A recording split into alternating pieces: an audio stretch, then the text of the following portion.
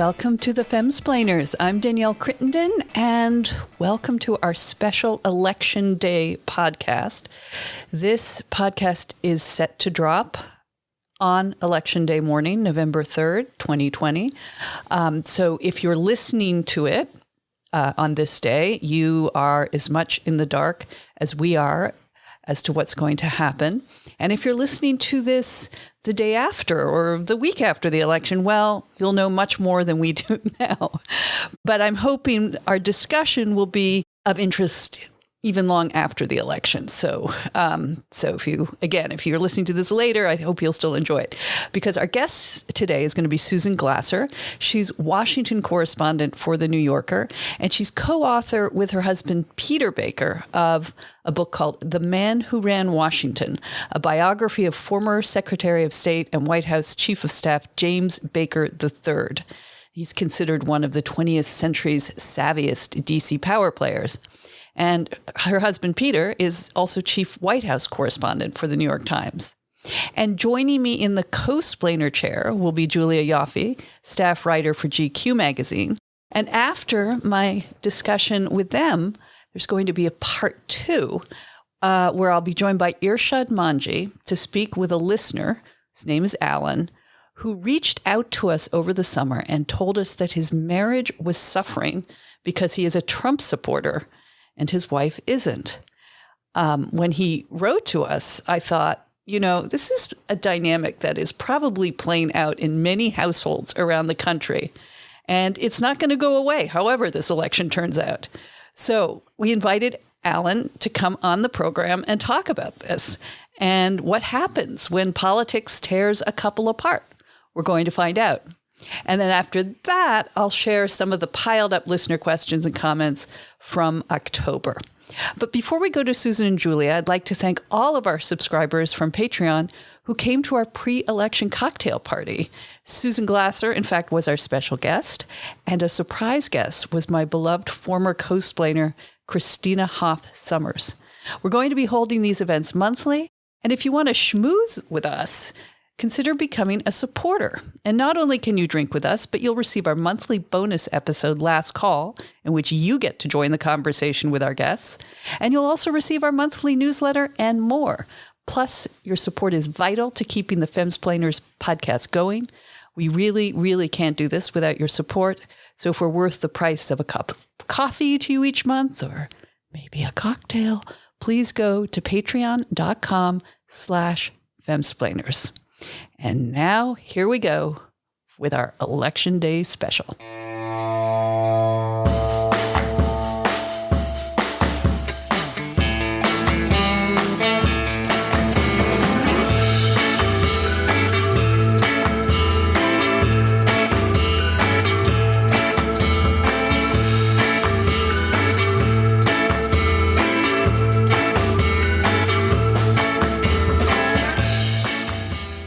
So welcome, Susan and Julia, to our Election Day special.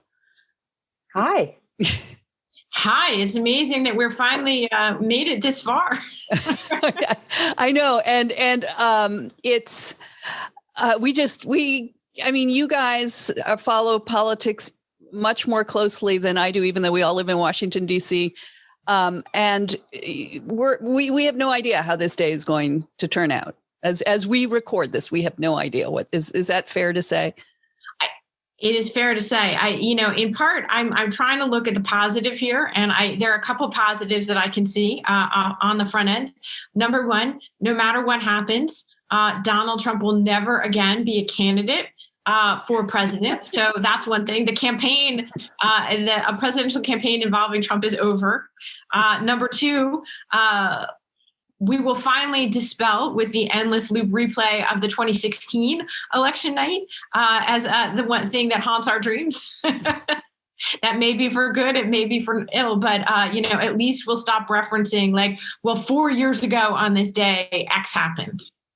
Well, you both, Julie, you've been writing about politics again for a long time. Are you both what's your fatigue level with discussing this? Personally, I have, I'm technically on vacation this week, and I kind of did that on purpose. I haven't read any news. I haven't opened Twitter once. I feel amazing. I feel like this, like, I've seen a few of the push alerts for the Supreme Court decisions on the ballots. I don't know. I just feel like it's the home stretch. Just kind of wake me up when it's over. Tell me the result so I can kind of deal appropriately. But I feel like aside from the Supreme Court decisions on ballot measures and, voting restrictions, there's not much that will change things. Like, I don't know how many tens of millions of people have voted by this point. So I'm not following the nitty gritty anymore. I'm just waiting for the result. That said, I feel like it's been kind of amazing to watch this. I think one of the silver linings of the Trump administration has been the kind of advanced civics class aspect of it all. Like, I did not really think about the 25th Amendment much going into this, or an emoluments clause, or, any number of aspects. And I think, the upshot of that has been this kind of these immense levels of participation in politics that we saw, for example, in 2018, with a record number of women running for office across the board, from like federal office all the way down to the smallest, local office. And, the crazy turnout we're seeing in this cycle, it really isn't election day, right? It's just kind of the end of election season or voting season. So I think that's been pretty amazing to watch. And in some ways, Trump's presidency has been kind of a shot in the arm of American civic engagement. Well, Susan, I worry that you're a little optimistic that Trump, you won't cover another presidential election with Trump, because he could just declare himself president for life, or he could change things so he can run for. He could do Susan. He could do what Putin did, right? He could, let whoever, like if Biden wins, run again in four years. That's right. I don't see that happening. Again, look, Happy thought.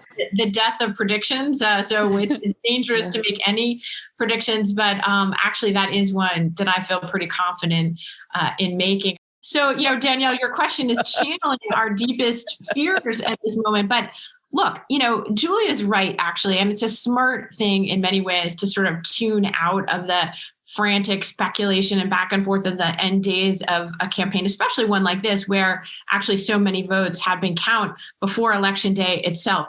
The truth is, this is the sort of baseless speculation phase of the campaign. That's true, by the way, in almost every U.S. presidential election, the final days, because we don't know what last minute things might affect it or not. I remember the Friday before the 1992 election. And, Bill Clinton had been leading more or less the whole time. It was a crazy election, though, with Ross Perot and President George Herbert Walker Bush. And people have forgotten this because Bush was correctly seen as a very unpopular incumbent who was sort of derailed by the recession. Is the economy stupid? What they forget is that every election, has some suspense leading up to it. And the Friday before the election, in fact, the Iran-Contra independent prosecutor, Lawrence Walsh, dumps indictments of key Reagan officials that includes testimony, that Bush, when he was vice president, might have known about the Iran-Contra scandal. And this was like, whoa, this last minute thing. Now, of course, it didn't really change the outcome of the election, but speculation is inevitable when we don't really know. And the answer is the polls have been overwhelming and very consistent throughout this election cycle. Joe Biden has been ahead the entire time. Donald Trump has been behind the entire time. In fact, Donald Trump, for the 4 years of his presidency, has never been supported on a single day by a majority of Americans. And that is true going into finding out this election result. But given all that, it's amazing that there is so much suspense, and yet it's legitimate suspense for all the reasons that we know well.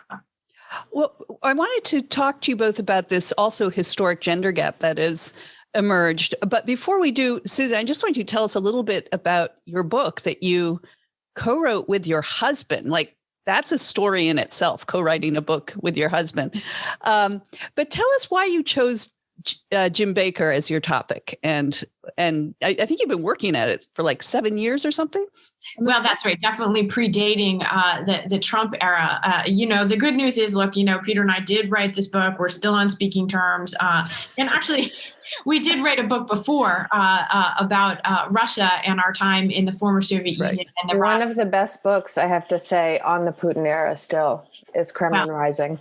Well, that's very nice of you to say. And, in many ways, actually, that one was much harder. Not only, was it the first book that we wrote together, but we actually literally finished it on the day that our son Theo was born, which was definitely not the plan. So, that was much harder. But it is true that we spent 7 years working on this book about Jim Bakker, largely because of actually the rise of Donald Trump. And, we've been planning to finish it after the 2016 election when events, as they say, intervened.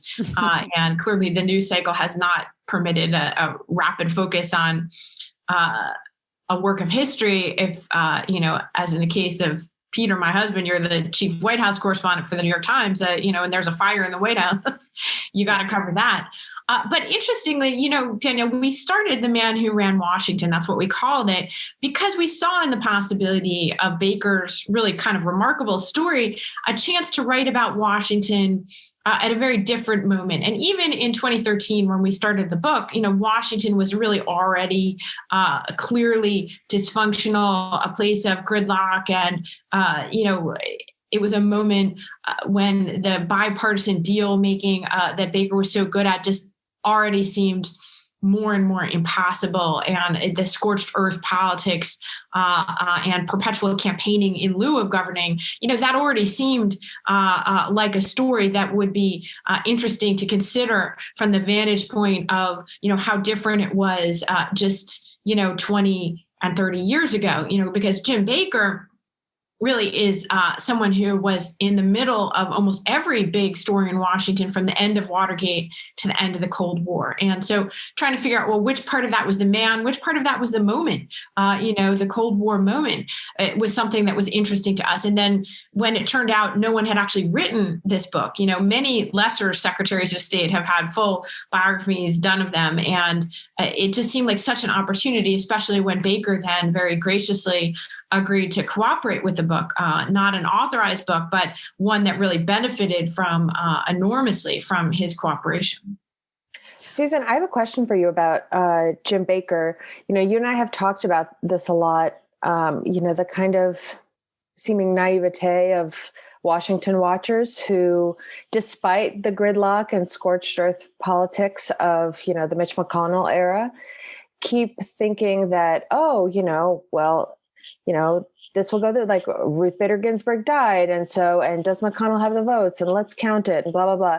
Do you think that's a relic of this era that you're describing, or I guess nostalgia for this era? Like, what do you think that disconnect is kind of partly explained by how things used to be?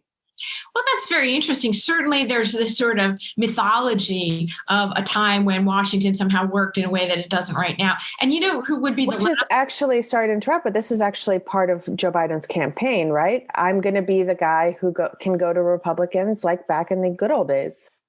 Right. Well, what I was going to say was there's a certain mythology about it. And you're right that, Biden channels that. He remembers that era. He participated in it. And in many ways, he is much more a Jim Bakker kind of a guy than Jim Bakker is a Donald Trump kind of a guy. He's a sort of un-Trump. However, I would say that Jim Bakker would be the last person to subscribe to a kind of gauzy nostalgia. In fact, what we saw, and this book, again, it's a study in power. It's not a celebration of it, right? It's trying to understand how it works and how one of its foremost practitioners worked at the highest levels of both politics and policy. That's a vicious sport. One of our chapters, by the way, about the Reagan White House is called the rat fuck. I don't know if we're allowed to say that on this podcast. Leave me out, but we'll put an explicit warning. Like literally, that is one of the chapter titles, right? So, these people were hardball with each other and, with Democrats and with Soviets. However, right. And so again, like one of Baker's great skills, it seems to me, was that he's ruthlessly unsentimental in analyzing problems and in being willing to act on the basis of that. You look at his internal memos on these. He ran 5 different national presidential campaigns. Nobody's done that. Guess what?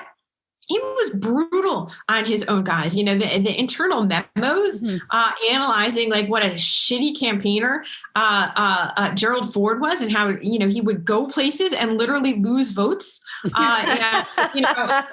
Analyzing like how much trouble George Herbert Walker Bush was in when he began his 1980 presidential campaign as an asterisk in the polls, and again in 1988 when he was down by 17 points in the polls. That's the reason that we have Willie Horton to remember from 1988, because Jim Baker came into that campaign and he understood and wasn't like dewy-eyed about American democracy. He understood there was only one way for George Bush to win that election, and that was to destroy and eviscerate Michael Dukakis, a mild-mannered Massachusetts tech. They turned into, a criminal coddling, Pledge of Allegiance hating, flag burning monster, right? And it worked. So again, I wouldn't, the book does not romanticize that era in politics. Baker himself, was not romantic. However, the difference is in the political incentive structure in Washington. And I think that actually is super relevant to, what Joe Biden could do as president, right? And that is to say, what shifted, I think, is both incentives, and Baker was a hyper-competitive guy, and the road to success in elections ran through governing and getting things done. And, if Ronald Reagan just was a good talker about, a permanent revolution that he was always going to bring 2 years from now, he would not have been reelected. It was turning that into getting rid of the kind of crazy ideological stuff that wouldn't pass. Jim Baker, as chief of staff, said, forget about eliminating the Department of Education just because that's an applause line at Reagan's rallies. It's a non-starter. We can't do it. And what he focused on was an economic package. Was that the Willie Horton when they that was a real attempt to inject race and white fear of black crime back in that era? Was that the first instance of very ugly partisan political ads?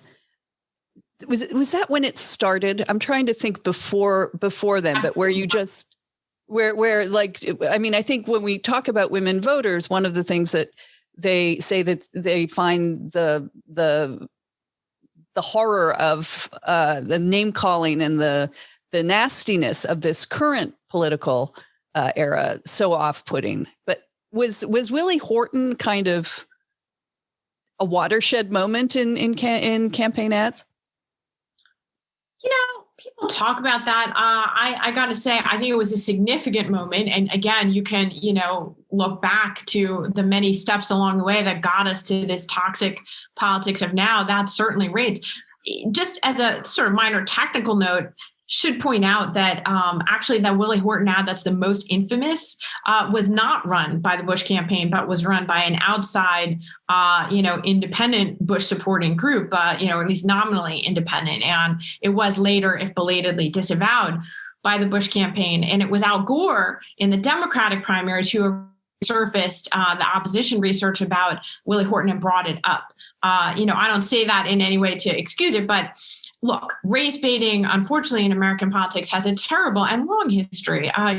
George Wallace's entire presidential campaign was a big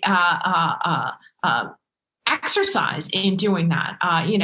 Many of the techniques, come and echo the techniques of the McCarthy era, the racialized politics around many Senate races, or the debates over the Civil Rights Acts and the Voting Rights Acts were explicitly racial in a way that would cause heads to explode in the modern context. And so, unfortunately, they're part of a long American tradition of racism in politics, racism that's quite overt as opposed to covert. That's the bottom line. George Bush and Jim Baker were often on the other side of internal fights in the Republican Party as the party became progressively more Southern making appeals like this. George Bush was seen as a sort of preppy New England Republican who, tried to be a Texas guy.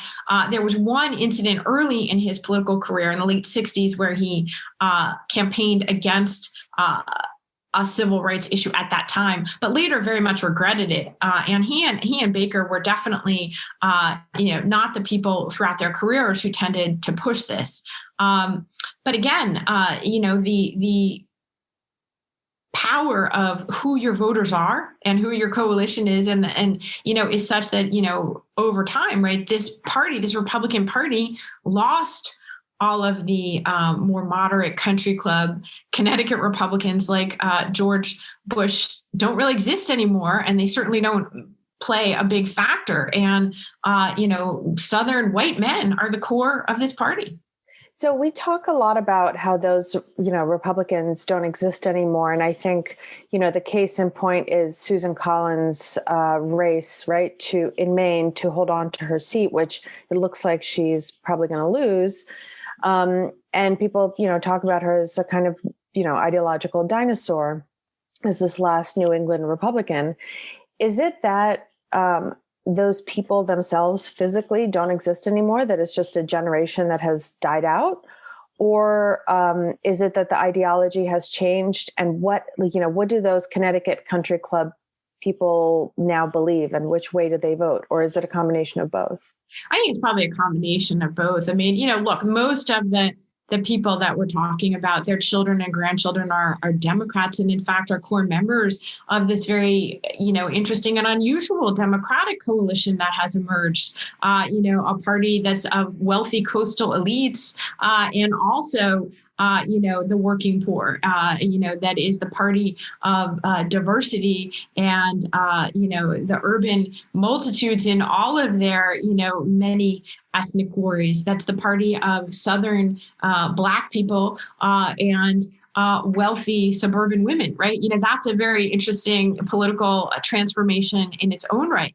The town I grew up in, a well-off but pretty diverse suburb outside of New York City, when I grew up, it had a lot of those country club Republicans along with a fairly sizable African-American population. And it was a Democratic town, but not an overwhelmingly Democratic town. In the last few presidential elections, it's been 90% Democratic. And that's because the country club Republicans or their kids or grandkids are hardcore Democrats now. I guess it's the golf club Republicans. Who is a typical female Trump voter, and has she changed since 2016, going into the 2020? It's an interesting question. One of the things that's so remarkably, obviously, in the torrent of lies that you hear, from Donald Trump, one thing, that's been interesting is to see, well, what are the ones that he repeats over and over again, right? Like that he has certain things that are not only untrue, but that he thinks are advantageous in some way to him. So he says them over and over again, even though, so that they can't be considered offhand, misstatements of fact. So one of the things that he's been lying about pretty consistently for 4 years is how he won women in 2016. Well, what's so fascinating about that is he did not win women in 2016. He won white women in 2016. And so, the semiotics of it are, does he mean that the only women who count for him are not, are white women and not women of color? Is it, just that he's wishful thinking, right? That he often projects an untrue alternate world because the actual reality is distasteful or politically problematic for him. But the bottom line is, there's been an enormous shift away from Trump among all women, and that includes white women. And not only is he unlikely to win white women in 2020, but the gender gap, certainly in the public polling, has moved from a small number in 2016, a real number when Democrats nominated what they thought would be the first woman president. But now, you're looking at somewhere north of 20% as a possible gender gap in 2020.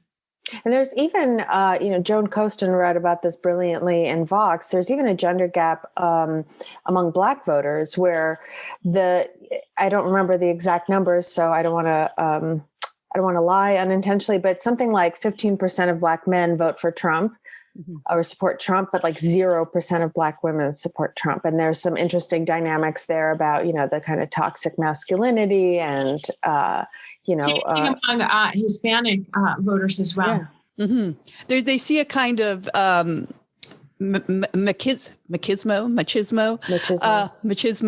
to him. That the very thing that turns a lot of women off is the thing that turns these groups of men on, and especially his affairs or the way he talks to women. Well, I have a question about this for Susan. When I was covering the 2016 campaign, I remember being in North Carolina in a suburb of Charlotte when the Hollywood Access tape broke. And I remember being in this kind of, again, I think it was quite a purple, like suburban district. And what I found in talking to people was that the men were like, oh yeah, that's not locker room talk. Most of us don't talk like that. And it was the white women who were defending him, to me at least. I mean, it was very anecdotal, but they were saying, that's just how men talk and, it's okay. So I was surprised to see that it was the women who were defending him. And I wonder, if you have seen that at all. And also if the fact that there is not, a woman in this race, at least at the, on the presidential level, who has been so vilified by one of the sides makes a difference. Like, is it easier for white women to vote for a completely inoffensive white guy than it is to vote for another woman? Is it like a question of internalized misogyny too?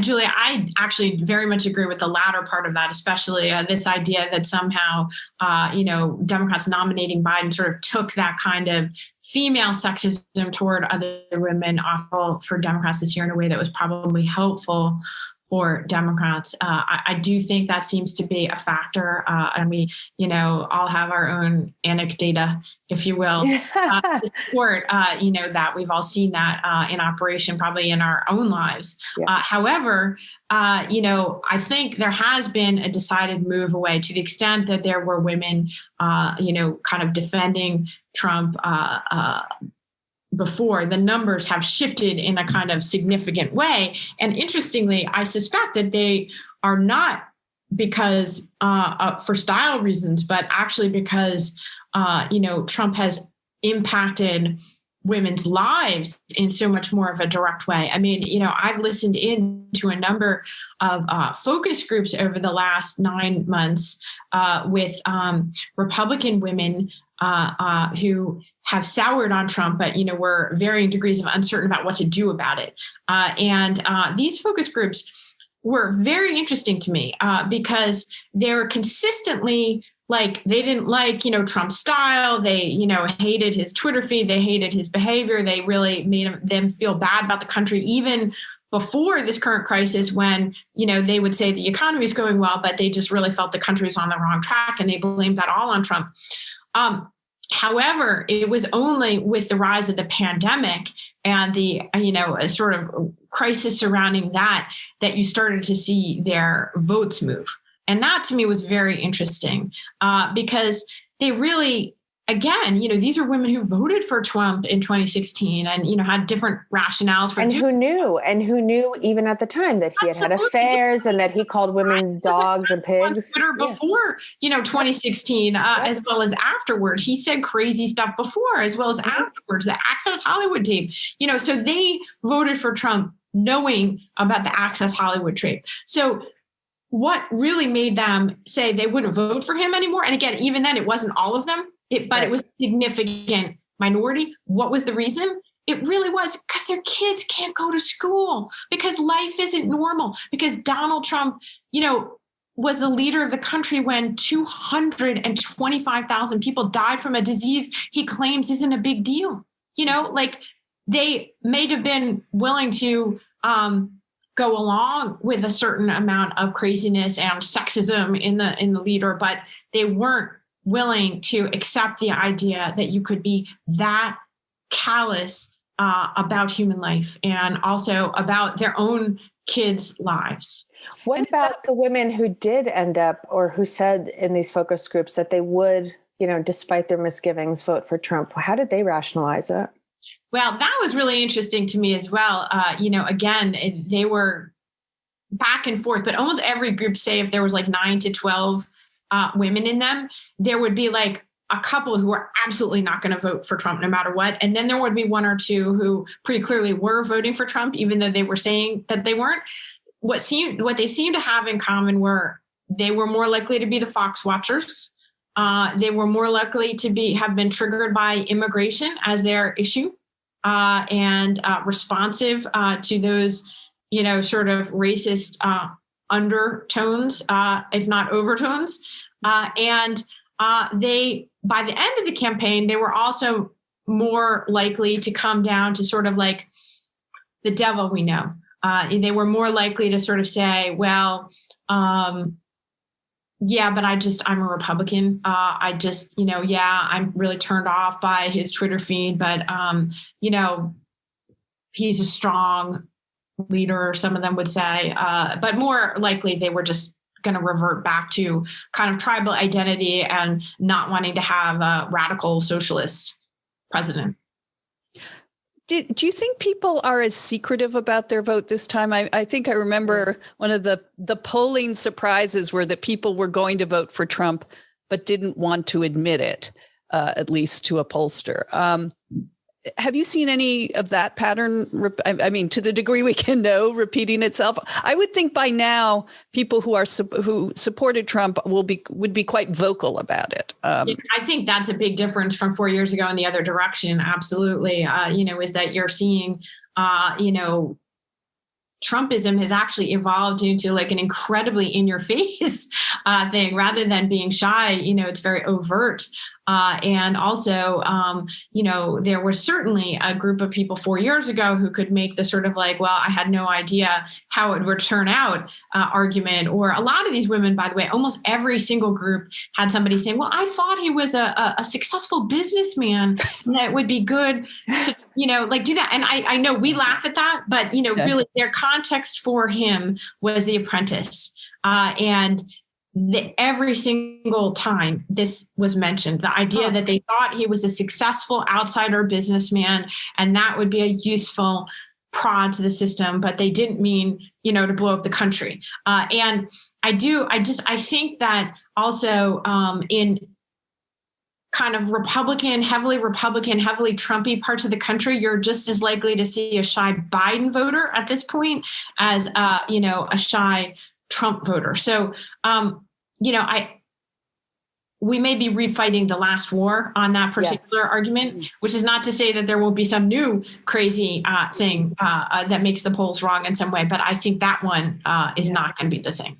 Yeah. And he wasn't the incumbent, right? Like I remember a lot of it was, up through maybe the second year of Trump's presidency, everybody was waiting for him to turn presidential. And I just remember this from the campaign last time, right? Like, oh, but he's crazy now, but once he gets into office, he'll become more presidential. Right. And there was the dichotomy between, off the cuff Trump and teleprompter Trump. And I feel like now there's no kind of hiding behind that fig leaf. Correct. Agree.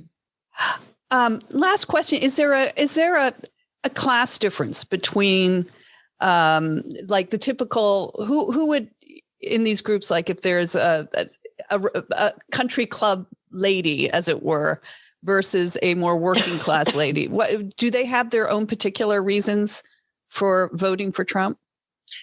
That is a good question, Danielle, because I think you're right that the stereotype of the kind of like working class white, male voter driving in a pickup truck supporting Trump, that's a part of his coalition. But there always were, the sort of like wealthy Trump coalition. And arguably, those people stuck with him for an amazingly long time, the sort of Wall Street finance type Trump supporters.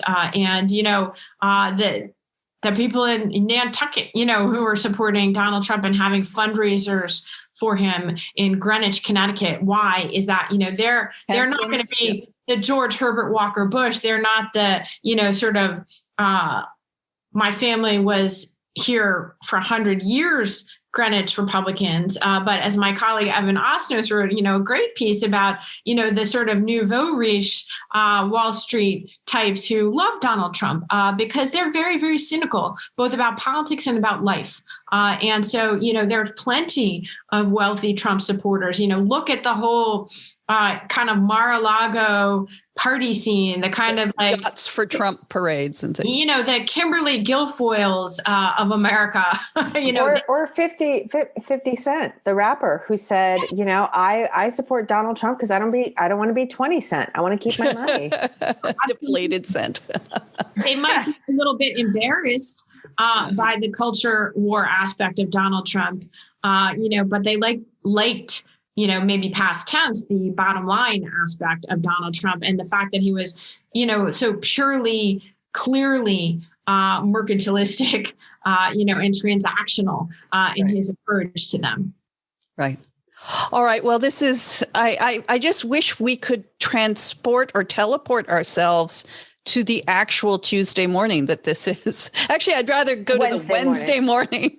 Although, for all we know, it's still going on and on and on. So anyway, but this has been so insightful.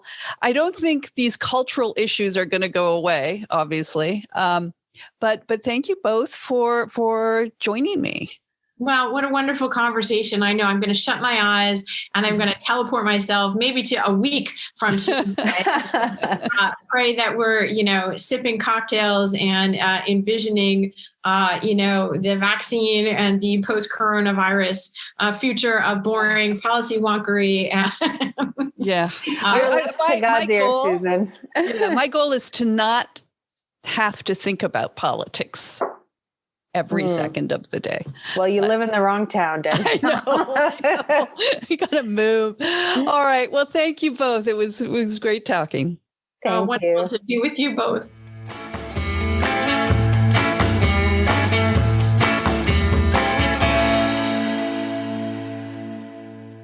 Well, here's a fun election relevant fact from our latest sponsor. What do millions of Americans and 3 former U.S. presidents have in common? They all agree that Ball & Branch sheets are the softest and most comfortable pure organic cotton sheets on earth. Ball & Branch cotton is rain-fed, you heard that right, not grain-fed, rain-fed, pesticide-free, and carries the highest organic certification. And that's why it is so soft. Because they work with family-owned mills all over the world to expertly weave every set of Ball & Branch sheets with the highest level of craftsmanship, it's quality you can feel the moment you open the box. And Ball & Branch is not just about sheets. I love their plush bath towels in elegant neutral colors. And they offer even more products for the home. Products that can be wrapped and sent as gifts like baby blankets or their sheet sets. And since they sell direct to you, Ball & Branch sheets start at $160. They're $1,000 quality for a fraction of the price. Plus, you can sleep on them for a month, risk-free. So right now, you'll get $50 off any sheet set at ballandbranch.com with promo code FEMSPLAINERS. It's Ball, B-O-L-L, and Branch, B-R-A-N-C-H.com, promo code FEMSPLAINERS for $50 off. ballandbranch.com, promo code FEMSplainers. Restrictions may apply. See ballandbranch.com for details. All right, now welcome to part 2 of our election special podcast. And joining me in the virtual studio now is Irshad Manji. Hi, Irshad. Hey, y'all. How's it going, Danielle? It's going well. I just can't believe this podcast is dropping on election morning. So it's... Sucks to be you. Wait, I'm part of it. Sucks to you're be me. part of this. Now we have to somehow discuss all this without knowing anything that's what's going to happen. But I obviously I thought of you when I got this note from this man named Alan in the summer. He had originally reached out to scold me for being too partisan or, seemingly being very anti-Trump, which, I am. But we also do try and keep just partisan politics as much as we can out of this show. Mm-hmm. And as we've seen over the past 4 years, it's very hard to do.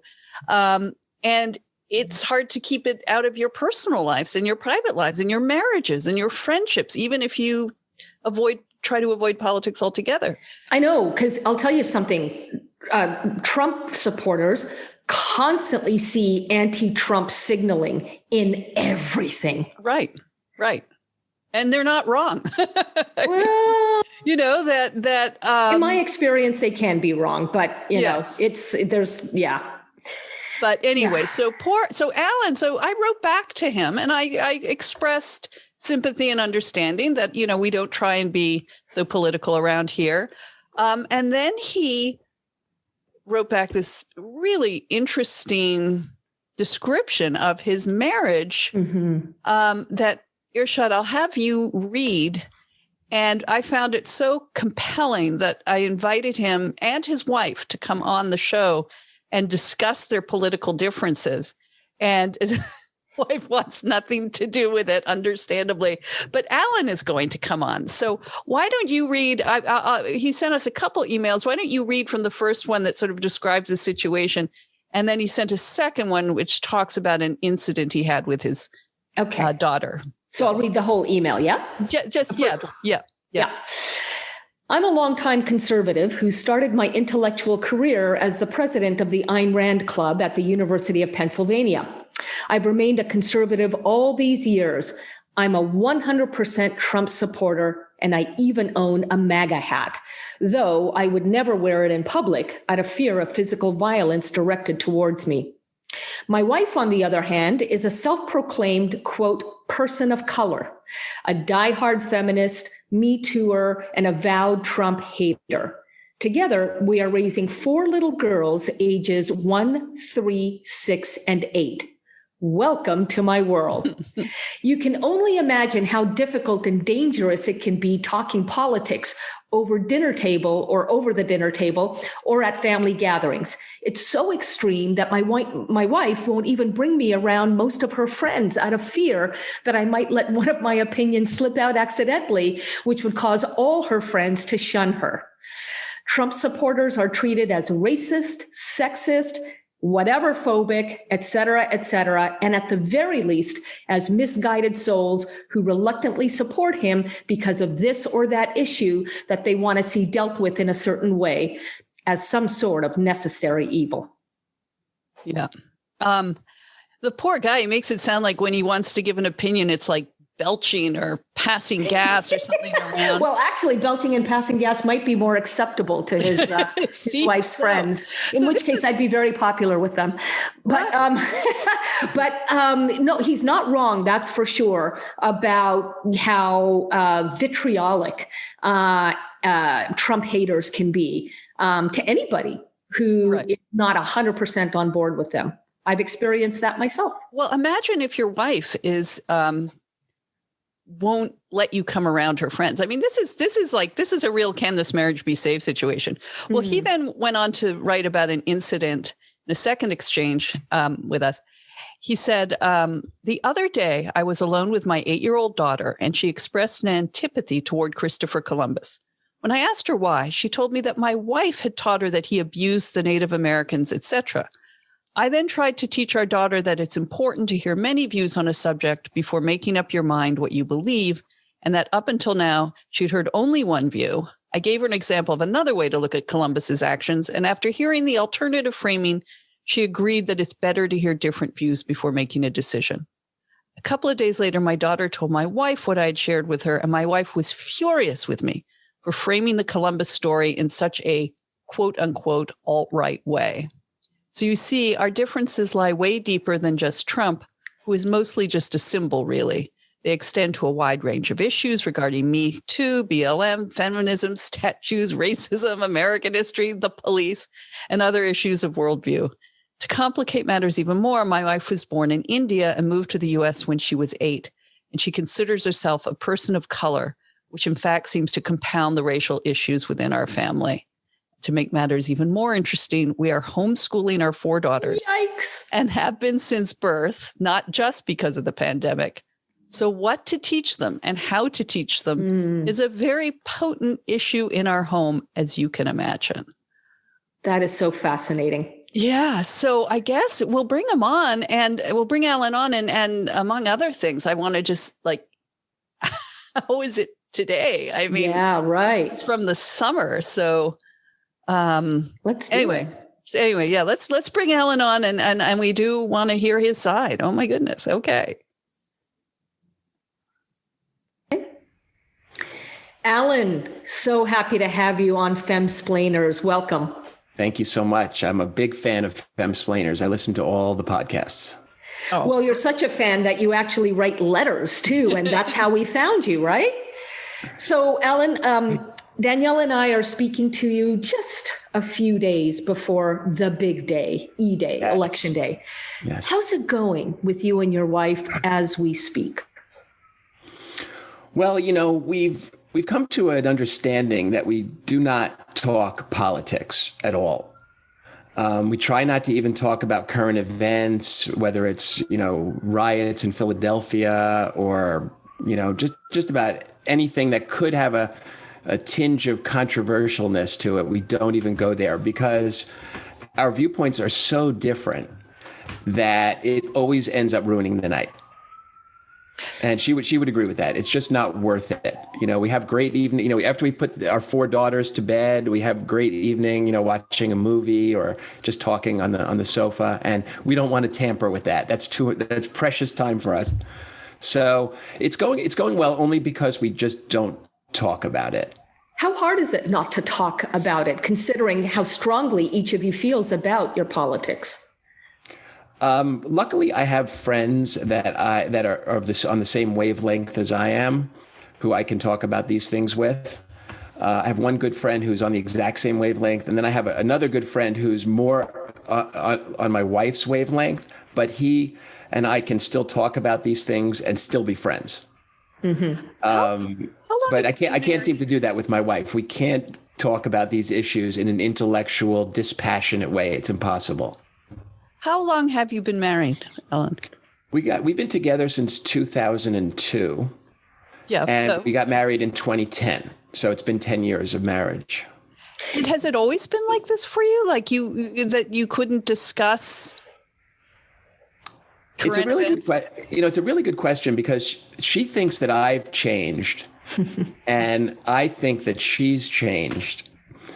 Which is really interesting. She always points out to when we were first dating, I was raving about Thomas Friedman's book, The World is Flat, and how soon we were going to be a borderless world. Mm-hmm. And she's like, but now you believe in building a wall. You have changed, And, I point to the fact that we used to be able to talk about all these issues, from immigration to abortion, and we could not fight about it. But now, I feel like Trump supporters, conservatives in general have in a way become demonized, like we're the bad guy. Let's say that you're right, that Trump supporters are constantly demonized. I'm going to put you to the test here. Without blaming liberals for everything having to do with, why Trump supporters are demonized, what do you think it is about Trump himself that gets liberals so worked up? In other words, is part of the responsibility here on President Trump himself? That's a really good question. And the way I see Trump, here's the way I look at Trump and my relationship with him. I envision an old Western movie where a small town is being terrorized by a bunch of bandits, and the local sheriff can't seem to, solve the problem. And some guy rides into town with a very questionable past, but he possesses a certain set of skills which will enable him to conquer these bandits. And the town embraces him because they need someone that can fix this massive problem. And they're willing to overlook his character flaws, his quirks, his crudeness, his insulting demeanor, because he can do so much to help them. And I suspect that once he's gone, he won't be as welcomed. We're going to say like, oh, we needed him then, but now that he's gone, we're going to have to, find another way. So, I don't love everything about Trump's personality. I could see that it can rub people the wrong way. I just love his policies and what he, intends to do for the country. So you're saying that this quote unquote change in the marriage really was accompanied by the advent of Trump, that up until this point, you and your wife didn't really disagree about things. Correct. And so aside from not talking about it, why do you think this has done any long-term damage? Like when we get through this election, these issues, I guess, that have arisen must go deeper than policy discussions. What do you think those issues are, and why are you both so passionate about it that you can't even talk about these things? Well, I think that there were actually two things that happened during the Trump presidency that really caused us to drift in different directions. One was Trump himself, which we've talked about, and the other was the rise of woke culture, woke thinking, critical race theory. And my wife has embraced that, and I have rejected it. And so really, when it comes to issues of race, we're really on very different sides of the spectrum. And I feel like it's become very, very combative on that topic. And I think that, that mixed into the cocktail with Trump has made things very, very explosive in our household. And one example of how that manifests itself is we homeschool our four daughters. And often the question comes up how we will present history to them. And, there's like I once said to my 8-year-old, it's Columbus Day next Monday. And she was like, oh, he was a colonizer. He was a bad man, And I was like, okay, here we go. So luckily they're all young and we really haven't had to face this issue yet. But as they get older, it's going to become more and more, real in the marriage. This is a profound thing because as you had mentioned, and we mentioned in the intro to you that your wife is of Indian origin, and she feels obviously must experience things differently from you experience. Do you think she has any validity in this sense of quote unquote wokeness that racial issues need to be addressed better these days? Well, I think that I guess that the main problem I have is, this view that America is racist. I think all humans are racist on some level. That and it depends on what you mean by racist. If you think there are differences between groups, then, I guess that's racist if you think there are differences. But like when another issue between me and my wife is that there's a big age difference. I'm 18 years older. I grew up in Queens, New York, in the 60s and 70s. And when I was growing up, I had a Chinese friend, I had an Armenian friend, I had a black friend. And we knew that there were different races and there were different groups, and that these groups had different characteristics, and we made fun of them and we laughed about it. But I never felt any racism growing up. I remember that there were black kids bust into my high school in Queens, and I never had any problem with that. I thought that was totally fine. And I never felt racism. I never felt a tension between the races. And in the last 5 years, I feel like there's much greater tension between the groups. And one of the things that I blame that on is this concept of a person of color. So it used to be that there were, 50 different groups of people. Now there's 2. There's white and person of color.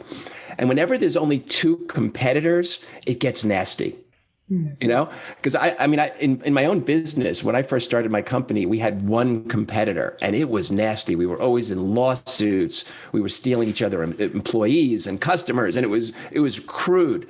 And then as I evolved over time, we now have dozens of competitors, and there's no more nastiness. It's totally pleasant. There's no more lawsuits. Everybody gets along. And I think that dividing the world into these 2 groups has been a really, really bad development. That's a fascinating analysis, Alan. And you've obviously shared that analysis with your wife, yeah? Oh, yeah. I remember when I first wrote to you, I referred to my wife as a, self-described person of color. Mm-hmm. And she was actually angry with me that I used that term about her. But I do have a big problem with her thinking of herself as a person of color. Why was she angry? Why was she angry about that? You using that? I guess maybe the self-described, I think the reason she was angry about it was because she felt that she is a person of color. She's not merely and you were being sarcastic about it. Right. And I was calling it almost like it's an intellectual concept, that it's not a real thing, But I do view it as a very, very damaging intellectual concept that has been adopted in our culture that's really causing a lot of problems and demonizing white people. One of the differences I have found between those who support or even just tolerate Trump or would prefer to have him than a Democrat is because they fear that wokeness and these liberal movements that you describe are more threatening to them and more problematic than the president and his issues, even though he wields state authority. But I've thought about this a lot because I have friends who are Trump supporters and things, and I really want to try and understand what our differences is, why we are different. But can you make a case for your wife's view from her point of view? That just as you see wokeness as a threat, she may be looking at Trump as stoking racial, fears. And mm-hmm. I think it'd be interesting. Have you ever made the best case for her side from her point of view? Can you do that? Could you articulate it now, how she would see things? Yes, I do think that she views, I'm just going to talk in general. I don't want to speak for her, right. But I think that one would say that Trump is a misogynist, a racist, a xenophobe, anti-Muslim, an Islamophobe. And I don't believe any of those things, but I see that there is enough fodder to believe them. The Access Hollywood tape would cause you to think he's at least a womanizer, but probably more of a misogynist. The ban on certain Muslim countries to entry into the U.S. might give you, to think he's an Islamophobe. I don't see the racist thing as much. I really don't see that. I don't feel that. It's hard for me to make a case for that because I really don't see it. But I think if something gets repeated often enough, it almost takes on a life of its own. You don't see the dog whistles to white supremacist groups. I don't feel that. No, I don't. Okay. I don't feel that. I see, a resistance to putting down white people and putting down our history and our heritage. And I see a strong resistance to that. But I don't feel a dog whistle. Not really, no. Alan, I'm just going to push the point a little further that Danielle was articulating. What is the best point that your wife has made that has gotten you to think or rethink? I don't mean change your mind, although if that has happened too, by all means, tell us. But what is the one thing she has said to you that makes you go, she's not all crazy? I don't view her as being crazy at all. I really don't.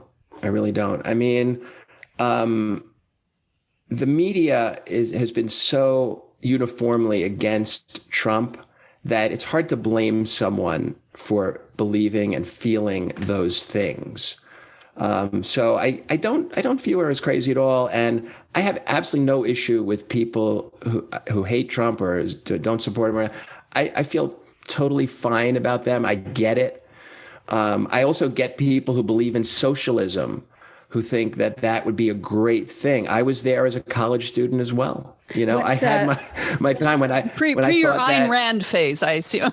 Yeah, back in, it's funny. I remember when I was in college, I was the president of the Ayn Rand Club at the University of Pennsylvania, and I read a book which really shook my brain up. It was called Looking Backward by Edward Bellamy. And it was written in 1878, and it was about why socialism would be the best system. And I found that so compelling, so convincing, that it really made me realize that human beings could be convinced of anything. Our minds are so malleable that I was so convinced about capitalism, and at the same time, I was so convinced about the exact opposite. And I saw that the right arguments can convince good people of just about anything. So that brings me to the question again. Can you name one thing that you feel your wife is probably right about? Well, the abortion issue is one that I really have, it's been a head scratcher for me, because I personally, if I had to vote in a referendum on whether abortion should be legal, I would vote that it should. Right? And yet I still think that Roe v. Wade should be overturned. And the reason I feel that is because I think that's a decision that should not be in the hands of 9 people wearing black robes, that decision should be in the hands of the people. And it should be voted on, probably state by state, or at least on the national level. And then the people should weigh in on an issue that controversial, So I get... Is this a view that she affected you on? Yeah, that is a view. That, in what way was her effective? Well, I think that I was probably more likely to vote against abortion before, she made her case. And now I would vote for it for sure. With certain limits, of course. So the two of you have 4 children. Right. And forgive me, Alan, but it really is, in my mind, and I have to ask, have these tensions affected the intimacy of your marriage? Yes, it has. And that's a reason why we don't talk about it. Because we value that connection, and we push away anything that would cause that to wane. So it sounds like you both remain very committed to each other. Let me step back from politics for a second. Okay. Sometimes when marriages have these tensions or disagreements, you have to stand back and think, well, what is it that I love about the person? What is the part that attracts me to them that is bigger than this disagreement or these politics? What would you say about your wife? Well, I think that we share all the same values. So that's really interesting, is that our values are exactly the same. The way we want to raise our children, that we both want to have a big family, that she's staying home and not working. She's an attorney, by the way. By the way, staying home and looking after 4 kids is working. I know. Let alone homeschooling. Oh my God. Yeah. It's way harder than any job. I mean, it's not even comparable. But that she's been willing to put her career on pause, and that the education of our children is so important to us. She values education tremendously. She's actually, I think, a very conservative person on the political spectrum, and probably would have voted for a Cruz or a Rubio or one of those guys. But Trump reshuffled all the cards, and they're all over the room, 52 card pickup style. And, it just changed everything for her. And, but I think, our values are the same. She's, I always say that I won the lottery in meeting her and convincing her to marry me.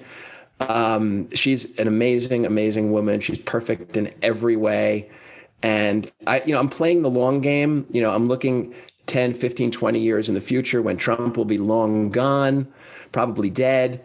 And we'll be able to laugh over this period. What would you want her to know about your views? Like, if you could talk to her right now and try to say, don't misunderstand me. Like probably you feel misunderstood for your Trump support. So what would you want to say to her about yourself? There's really nothing. I think she understands that I love Trump's policies, and I'm willing to tolerate his personality to get those policies implemented. And she feels like that's a bridge too far. And, we agree to disagree on that, but she knows exactly where I stand. I don't hide it from her. There's nothing I would need to tell her. Alan, I have a feeling that if Trump is defeated, landslide or eking out the defeat, whatever that may be, right, this could be good news for your marriage. I'm not kidding about that, right? Like, don't you look forward to the day? This is a leading question, I know, but let me ask it differently. Do you look forward to the day when that lightning rod is out of your lives and you two can get back to discussing, values and maybe even issues together in a way that, isn't so hot and so untouchable because of this man's presence in our politics? Well, I don't think the issue is going to go away because, if he loses, and you're right, then I may have to go into the resistance. And what does that mean, Alan? What does that mean? Are you going like forming a militia? What's going on here? Be specific here. Be specific. Well, I mean, I don't know. Of course, nothing with a militia. It's not my style, but I may have to, just become, more active politically. And just resist the trend of wokeness, and I view it as a drift towards socialism. I really do. That Biden and co. will be implementing, and I'm not going to let it take away my happiness because that would be crazy. And if our country becomes, a socialist banana republic, oh, well, we tried. I can live with that, but I will, do what I can to elect a conservative or Republican president in 2024 to try to unwind. I do believe if Biden wins, we're going to get court packing. We're going to get, proportional representation in the Senate. Like, I think they're going to really change our system. And, I think that I may have to, just continue on this dynamic in my marriage where I just oppose everything that's going on under a Democratic administration right now, because I think they've gone way far to the left. Would that be better for your marriage or worse? Because one of the things I've thought as a former Republican myself is that once if Trump is out of the picture, you can then go back to the good old days of just focusing all your politics on the left without having to make excuses for this guy. Right. Right. Absolutely. On the other hand, it sounds like the differences between you and your wife might even now be more exacerbated. No, I think you're right that it'll become more about the issues and less about the persona, and that the next Republican candidate in 2024 will probably be, not like a Trump. It'll probably be more of a mainstream Republican. And you say your wife is conservative at heart, right? So maybe that mainstream Republican would actually be attractive to her. I think, yeah. I mean, when we were voting this year, on the ballot, we already voted, we mailed it in. We were talking about all these propositions here in California to, spend $100 million on this and $100 million on that and 200. And she's like, hell no. I mean, right. So, she's a conservative at heart.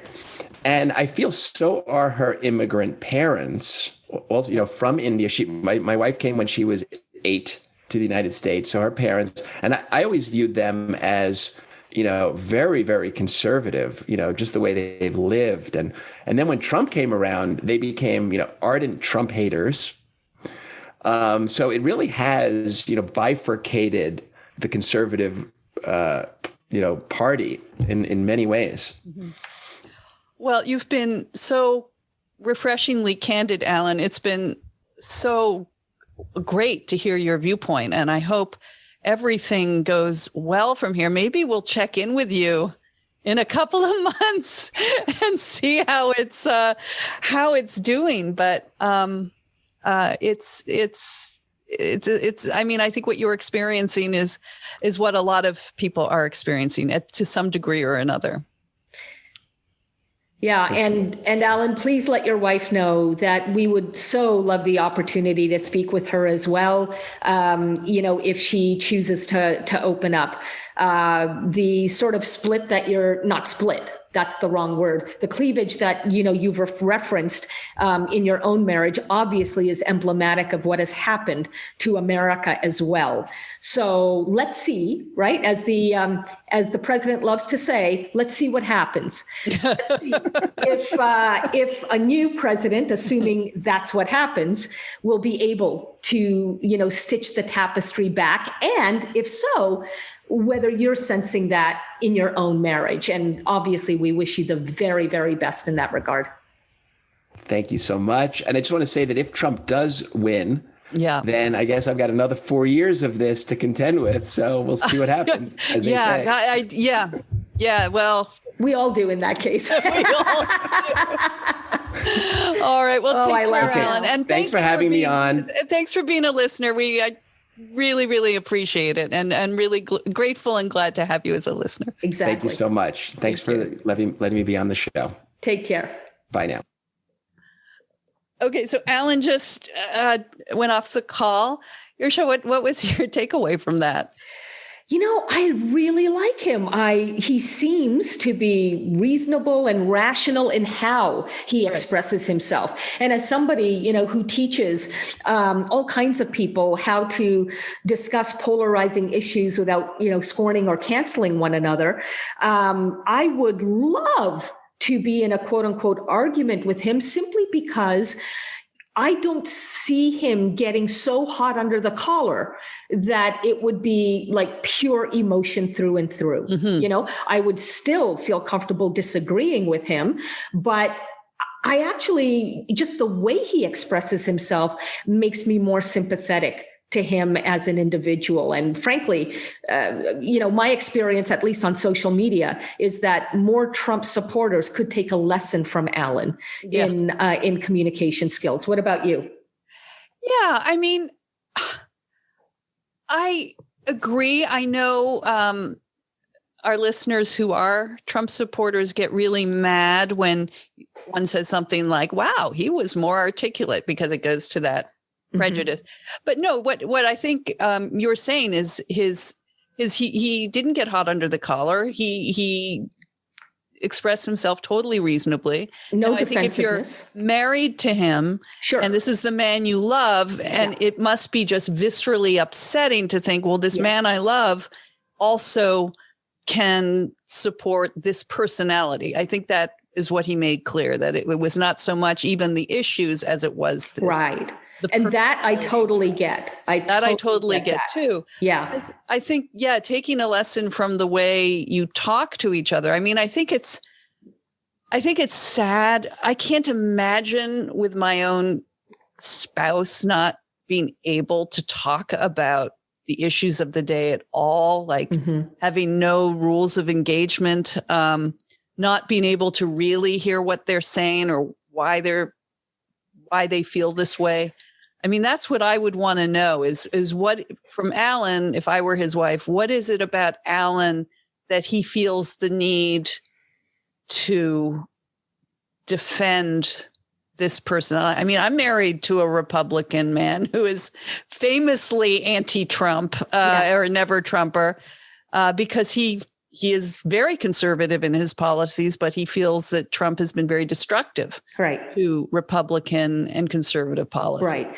You know, what bodes well, in my view, for Alan's marriage is that he and his wife clearly have other things to talk about. Right. You know, in a marriage, if all you can talk about, or the only thing that you two have as a common interest is politics and news, then watch out, because, you know, after an election cycle, it can feel like a huge downer. I speak from experience when I say that, you know, like what are we going to talk about now? Right. So, you know, kudos to both Alan and his wife for being able to just restrain themselves and focus on the things that, frankly, often do matter more in people's lives. Than what we political junkies might you know, esteem. Right, and I think that goes again to the sort of why is Trump such a visceral? People have such visceral reactions and upset, and I think it isn't about the policies. I think that's right. It's more about the morality of supporting someone like that. And that's where we get in both sides, get these blinders towards each other. It's like you just can't even fathom, you know. Well, and let me bring it back to something that I just said a couple of minutes ago, Danielle. If Alan, for me, and I'm not his wife, so I get that. But if Alan, for me, is a pleasure to engage with, right? Because he seems rational, reasonable, willing to listen and so forth. Trump, in his public persona, is the exact opposite. In other words, if you could say to me, but Earshot, Alan's has to be like that on a podcast. He's not going to come off as an asshole, excuse my language, to you two. Sure. But the president does come off as an a-hole, you know, in his public persona. And that, I think, for so many people, sure, morality plays a part in it, but, you know, conservatives won the debate about character. Character does matter. And I am a liberal saying you conservatives got that right. Character matters. Congratulations. Right. Okay. Well, again, we're talking about this, the absence of a crystal ball. Landing in some people's ears Tuesday morning, maybe even as you're standing in line to vote. But yes, we did after just before Alan left the call, we said, please let us know what happens in the household, like to stay in touch and give us an update afterwards. So we'll let you know what happens. All right, listeners, stay with me. If you wish to hear some of your reaction and comments from October. And otherwise, Earshot, I guess we'll see you after Tuesday. See you on the other side, Danielle. See you on the other side. Take care, and thanks for joining. It's a pleasure.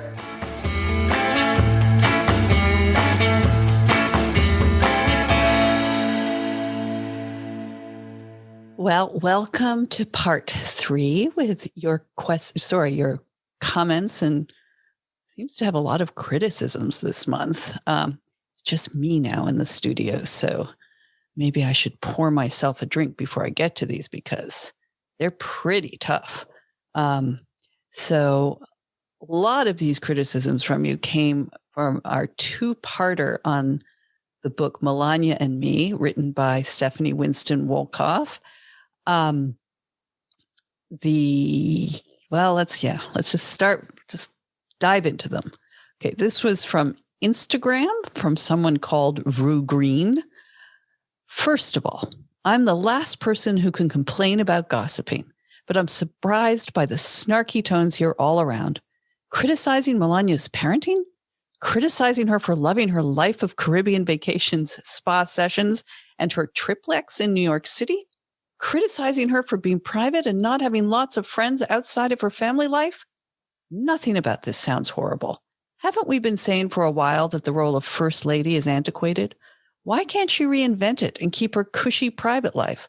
I would, but this snarky tone of thinking you are better than her because of all you have written a book is very unattractive. I think we can all agree Melania was correct in not opening up more to Ms. Winston Wolkoff before or after she hit the record button. This is also from Instagram, YD Pro. Just listen to the podcast. What I learned is that Melania is a strong, smart, private, practical woman, zero drama and protective of her privacy. And the author is petty, whiny, and mentally weak. Wow. Way to change my mind about Melania. Newfound respect. Then, on the more positive side, a couple people in responding to those Instagram comments came to our defense. Songbin is the name. I get that some people feel weirdly turned off about the subject matter, but it is a topic that's very much worth putting out there to discuss. We can't just push and shove the world in our favorite ideal direction. We have to understand how it works first, including some of the uncomfortable parts. And then Maria Thiana said, poor Stephanie. If the Trumps hadn't turned on her, would she have seen the light? I doubt it. A very weak woman who loved being close to fame and money. And then on Twitter, Virginia said, if you are observant, you will see that she, Melania, appears to have little desire to do much for America as the First Lady, but present herself nicely dressed. She is hard as nails and fully supportive of her husband. She doesn't care. She doesn't have many friends. She's a lone wolf and as hard as nails. She's an original birther, and that's enough for me to know who she is. She is DT's supporter, not victim, and so long as she gets hers, she's fine. And then another Twitter follower said, anybody who expected more from a washed-up soft-corn porn model who became a retread trophy wife of an aging, overstuffed lizard is in for a lifetime of disappointment. I think these are all very fair comments. The role of First Lady now, especially with someone like Melania, who clearly didn't really want it. It's not to say she didn't support her husband, not to say that she didn't like some of the perks of being First Lady. But it does open up do we need this role? It's a spectacular way for the wife, as it's always been until we have a husband of the president, the wife of the president, to do really good works and bring attention to causes that are of importance. But I agree with some of the listeners who say, well, what if she just doesn't want any of it?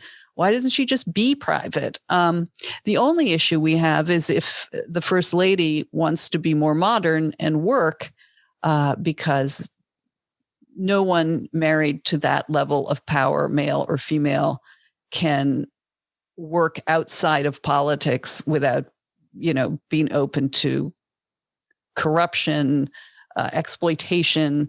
It's just not possible. But if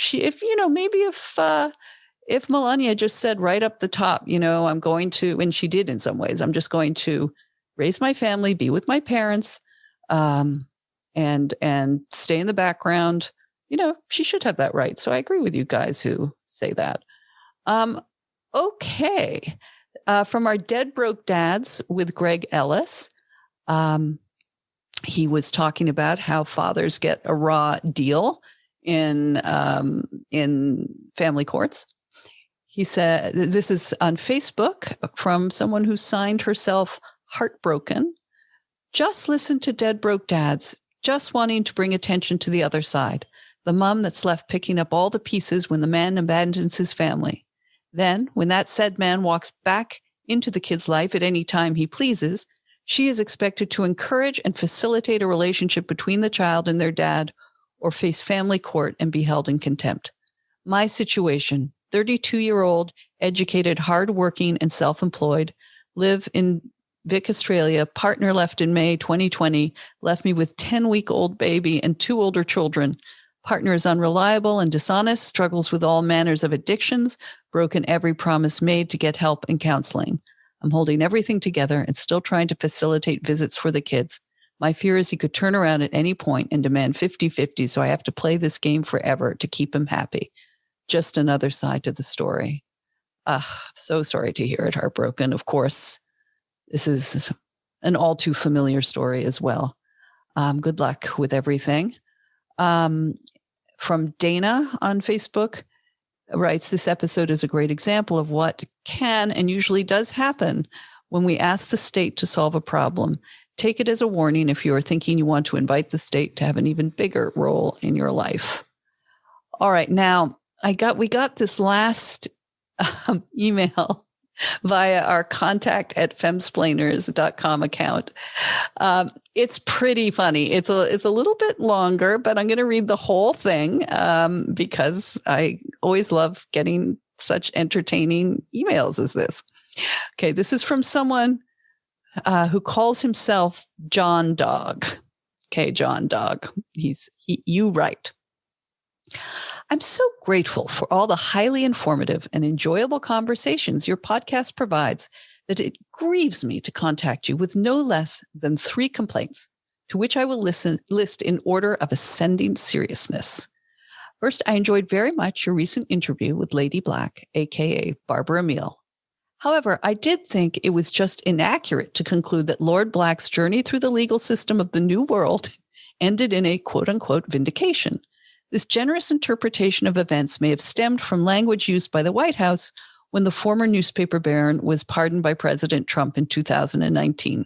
I doubt I could clarify the nature of the error more succinctly than a 2019 Washington Post report, which I quote here. Quote, in announcing the pardon last week, White House Press Secretary Sarah Sanders of the U.S. Supreme Court largely disagreed with prosecutors and overturned almost all charges in his case. In fact, a unanimous decision delivered by Justice Ruth Bader Ginsburg in 2010, the Supreme Court threw out Black's conviction on 2 fraud charges because the jury had been given unclear instructions, but it left untouched his conviction for obstruction of justice. And after the case was sent back to the lower court to be reconsidered, Black's convictions on 2 counts were upheld, and he was returned to prison. The letter writer continues. Well, I understand Lady Black's account is given to your audio program, in particular, her opinion of the judge who made the final decision. I don't believe the term vindication describes how the case concluded. While it's your show, and you certainly have the right to any opinion you choose, I would humbly suggest a correction might be ordered in this case. Everything, I'm just going to pause here to answer that. Everything you say is absolutely right. If you know of the circumstances of this obstruction, which was he was taking his own belongings out of his office, which had no relevance to anything, documents, anything to the case. But he had to do it after they tried to lock him out of his office and he got filmed. He was not actually obstructing the case. And so, but these were upheld, and that was seen as vindicative by the prosecutors. But, you know, we don't need to argue this. He has written a book on the case. And I think given what happened to him and that his companies were completely destroyed over carrying a box out of an office, with nothing of interest, legal interest in it, is a pretty harsh sentence for what he did. But we can totally disagree, and those who are interested in it can go go look all of this up. Thank you, as you did. Okay, but now, John Dog, you continue, because you did mention you have 3 complaints. It says, it grieves me even more to bring my second, far grayer complaint, which involves a vicious slander perpetrated by former femsplainer Christina Hoff Sommers on a 2019, I believe, installment of your show. In this case, while reminiscing on the work of giants such as Gershwin, Berlin, and Porter, your former colleague had the sheer gall to suggest that no one writes good love songs anymore. How very dare she? In response to this outrageous calumny, please find attached, cast iron proof of its blatant falsity, a playlist prepared specially for you femsplainers of just a small few devastating ripos to Hoff Sommers' reckless, callous dismissal of popular song. And yes, he has included a Spotify playlist. I want to just say there that I really should just shut up, but I think I was the one who may have made this observation, or if it was Christina, I think I agreed. I had been listening to a lot of like folksy 70s ballads and thinking that the love and longing, I mean, forget even the show tunes of Gershwin and all, but that the love and longing that used to be expressed in folk songs was quite different from what you hear expressed in popular music of today. But I will take John Dog's point that it's always dangerous to let nostalgia form one's opinions, and especially when you are so largely ignorant of popular music that I think of as music my kids listen to. So I'll let you have that one, John Dog, and thank you for the playlist. We look forward to going through it. And your last complaint, oh man, my final, most serious grievance is as follows. With all due respect to the many wonderful contributors to your show, why isn't Caitlin Flanagan on every week?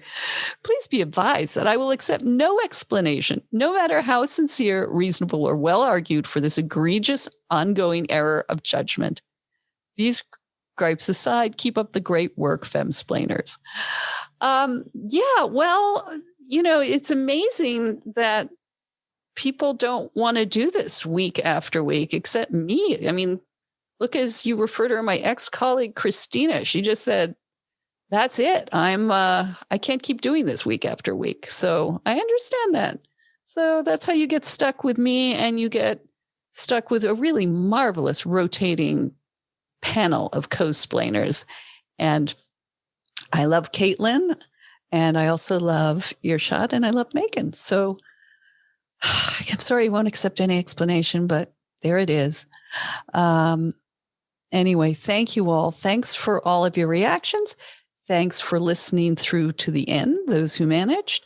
If you're a subscriber, you'll be getting our bonus episode for October, last call. If you're not a subscriber, please consider supporting the program, as we mentioned up top, at patreon.com/femsplainers. Anything you can afford, $1 a month, $5 a month, more, we are very grateful for, and it keeps us going. So good luck. Talk to you, I guess, on the other side of this election. And those who already know how it resulted, don't tell us. We'll have to wait and find out. All right. Take care, everybody. Bye-bye.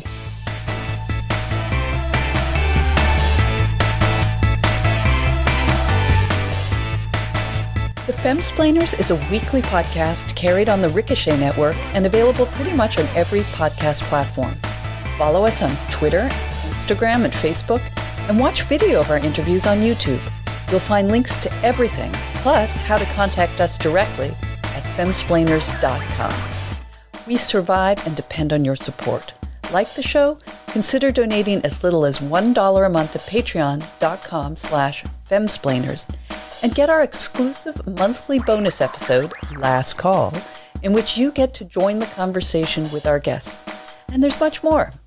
And a big shout out of thanks to our audio and video editor, Nat Frum.